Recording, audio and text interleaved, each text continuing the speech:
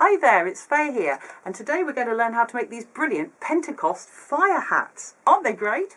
To make this, you're going to need a paper plate and some paints, or you can use crayons in kind of flame colours. I've got red and yellow in my paintbrush here, and a pair of scissors. First thing to do is to paint your paper plate both sides in all kinds of shades of reds and yellow. I've had great fun painting these here. That's a particularly nice one. I like that one. Great. Let it dry, and then we're going to get the scissors, and the first cut's a bit tricky. You've got to cut it kind of in the middle without cutting the outside. So I'm going to just bend it in half and make a kind of a snip down there.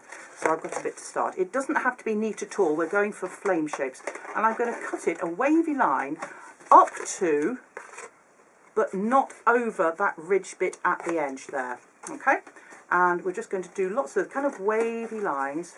Make sure that when they get to the edge, they're not too thick, so 1 or 2 centimetres when it touches the edge there.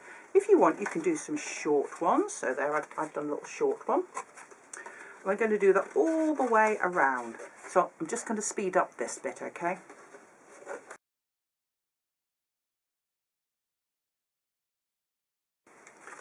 There we go. So that's cut all the way around up to, but not on that ridge. Now, here's the time we can adjust it if you want. You can make it larger or smaller for different sized heads. If you want it bigger, you just make the cuts go a bit further out. So now we're going to bend all of these kind of flamey bits upwards. You can, if you want, add extra decorations with some glue and some gold glitter. You just put some glue on the edges of all the flames and put some glitter on there. Looks fabulous. You will end up with glitter in your hair if you do that, but hey, that's the price for being gorgeous.